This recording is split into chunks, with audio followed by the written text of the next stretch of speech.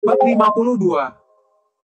Perempuan itu terkejut dan berkata, Katmir Sausa Cendaya dengan kakakno. Dia juga mengatakan hal yang sama tentang Mahendra. Walan mengernyit dan berkata, kalau begitu, kenapa kalian masih berusaha meyakinkanku?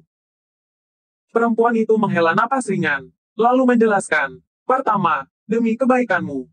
Pemboros itu sering kali memukulmu dan bahkan menggadaikanmu. Bagaimana kakakmu bisa merasa tenang?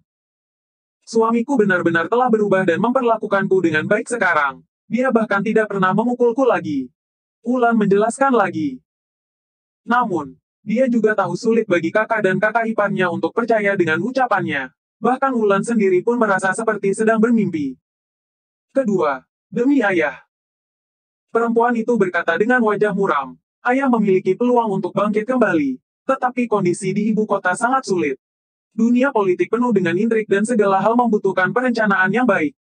Kalau tidak, kita akan terkekang di setiap langkah. Ayah menjalankan tugasnya dengan jujur, tetapi kekuatan keluarga Linardi terbatas. Kita membutuhkan dukungan keluarga yang dapat diandalkan. Hubungan antara keluarga kita dan keluarga Silali sudah lama terjalin. Memang hubungan kedua keluarga ini pernah mengalami rintangan. Tapi, kalau kamu menikah dengan Mahendra, kita bisa memperbaiki hubungan tersebut dan kedua belah pihak juga akan merasa tenang.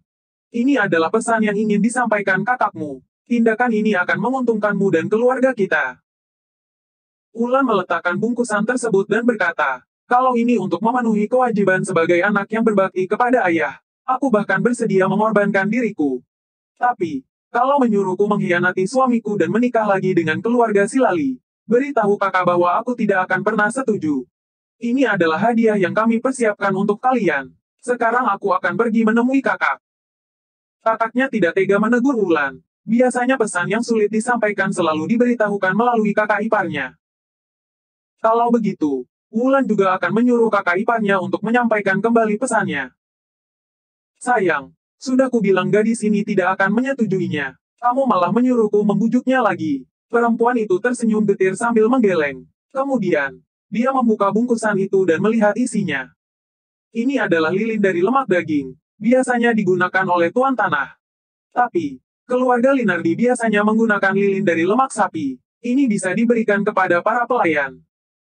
Wah, ini adalah sepasang kuas, batu tinta, kertas perkamen, dan tinta pinus yang bagus. Totalnya seharga 20.000 gabak. Dari mana pria boros itu mendapatkan begitu banyak uang? Apa ini? Kelihatannya seperti sabun, tapi wanginya harum sekali. Entah bagaimana khasiatnya dalam menghilangkan noda. Lalu, yang ini benda apa ya? Bentuknya putih seperti kristal. Rasanya lebih manis dari gula merah. Jangan-jangan, ini adalah gula pasir kristal yang terkenal di ibu kota. Melihat Ulan dan kakak iparnya masuk ke kediaman keluarga Linardi, Wira juga merapikan pakaiannya dan ikut bersama mereka. Wira selalu menyelesaikan masalahnya sendiri. Tidak sesuai gayanya untuk menghindar dan membiarkan perempuan yang membantunya menyelesaikan masalah. Orang yang berani masuk tanpa izin dari tuan muda kedua, akan kami usir dengan pukulan. Ancam kedua pelayan keluarga Linardi sambil menghalangi Wira dengan memegang tongkat. Danu tidak tahan lagi. Sebenarnya, dia bisa saja menjatuhkan kedua pelayan itu dengan mudah. Namun, ini adalah rumah ayah mertua Wira. Apa jadinya kalau mereka memaksa masuk dengan kekerasan? Tanpa memedulikan kedua pelayan itu, Wira melangkah maju. Kedua pelayan itu siap menyerang dengan tongkat kayu mereka, tetapi Wira mengayunkan lengannya ke arah mereka. Aduh!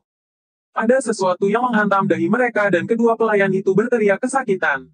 Begitu melihat benda yang mengenai kepala mereka, tatapan kedua orang itu langsung berbinar. Benda itu adalah dua buah kepingan uang, masing-masing harganya senilai 1.000 gabak. Setelah memungut uang itu, keduanya diam-diam memasukkannya ke dalam saku. Ketika Wira berjalan masuk ke halaman, barulah kedua orang itu berteriak. Gawat, Tuan Wira menyelinap masuk.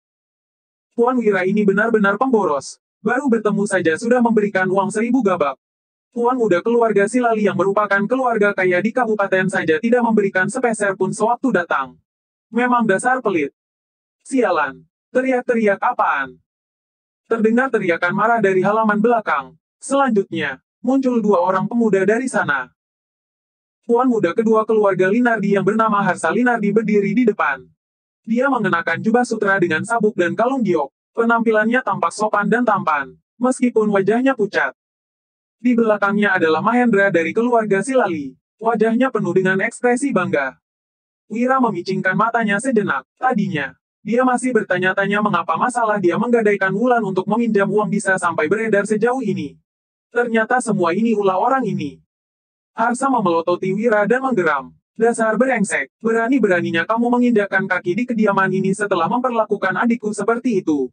Kamu pikir keluarga intelektual tidak akan memukul orang? Pelayan, patahkan kaki orang ini.